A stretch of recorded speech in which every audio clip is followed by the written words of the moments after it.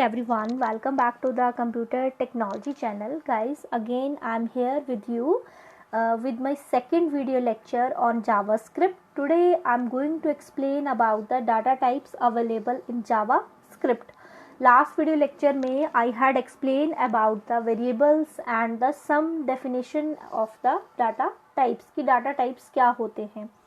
अब हम करेंगे बात आज कि जावास्क्रिप्ट में कौन कौन से डाटा टाइप्स आपको अवेलेबल रहते हैं जिनका इस्तेमाल करके आप प्रोग्राम्स बना सकते हैं. तो सबसे पहले हम बात करते हैं फर्स्ट स्लाइड की, data types available in JavaScript.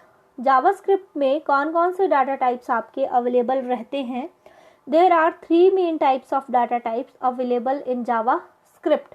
JavaScript में मेनली आपके 3 टाइप्स के डाटा टाइप्स अवेलेबल रहते हैं. फर्दर इनका डिवीज़न होता है. फर्स्ट आपका आ गया प्रिमिटिव और primary, second one is composite और reference and the third one is special data types.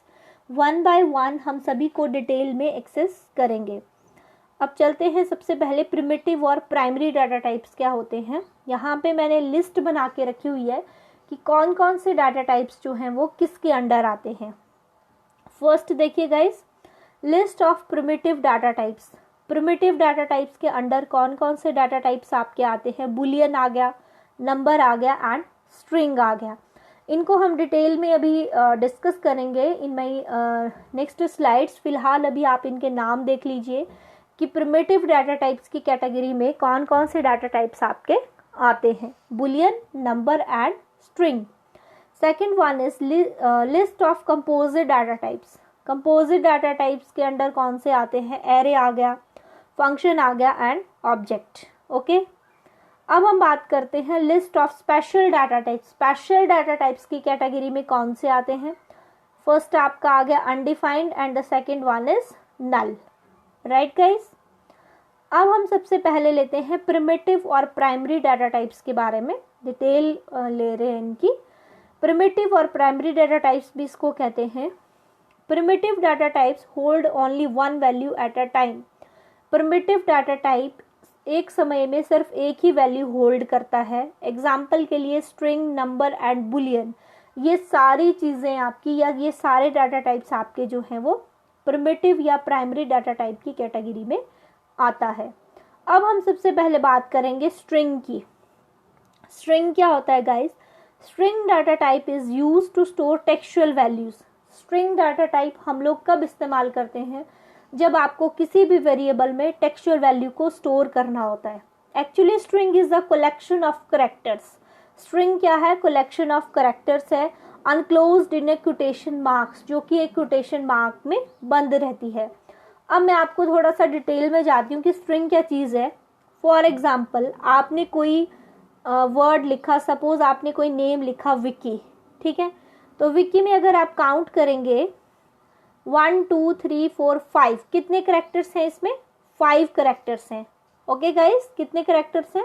5 characters हैं. वी एक इंडिविजुअल करेक्टर है, आई एक इंडिविजुअल करेक्टर है, सी एक इंडिविजुअल करेक्टर है, के एक इंडिविजुअल करेक्टर है, वाई एक इंडिविजुअल करेक्टर है.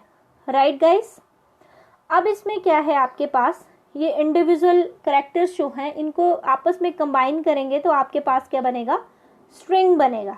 ठीक है, तो विकी क्या बन गया आपके पास, स्ट्रिंग बन गया. इसी तरह से आप कोई और नेम लीजिए, जैसे सपोज आपने लिया विकास. राइट गाइस, आपने लिया विकास, ठीक है. तो इसमें कितने करेक्टर्स हैं, 1 2 3 4 5, इसमें भी 5 करेक्टर्स हैं. तो इस इंडिविजुअल करेक्टर्स जब आपस में कंबाइन होंगे तो आपके पास क्या बनेगा, स्ट्रिंग बनेगा. इसी तरीके से आपके पास जो है एग्जाम्पल मैंने जैसे यहाँ पे लिया है कंप्यूटर, ठीक है. तो कंप्यूटर में कितने करेक्टर्स हैं आपके पास, 1 2 3 4 5 6 7 8 करेक्टर्स हैं. ये इंडिविजुअल करेक्टर्स आपके कंबाइन हो रहे हैं तो आपके पास क्या बन रहा है, एक स्ट्रिंग बनता है. ठीक है, तो स्ट्रिंग क्या है आपका, एक टेक्सचुअल वैल्यू है. राइट गाइस, अब हम बात करते हैं नोट में. यहाँ पे मैंने एक इम्पॉर्टेंट चीज़ दी है. We can make letters, number, special characters, arithmetic values और combination of all string when we enclose these in a single quotes.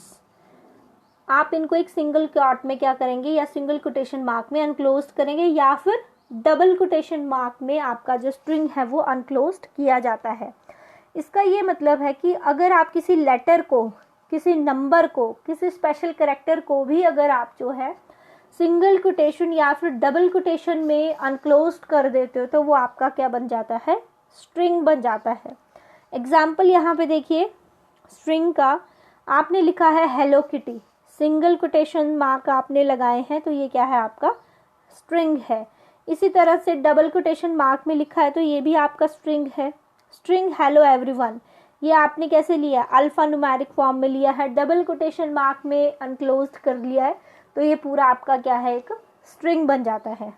Right guys, अब हम लेते हैं स्ट्रिंग एस्केप सीक्वेंस।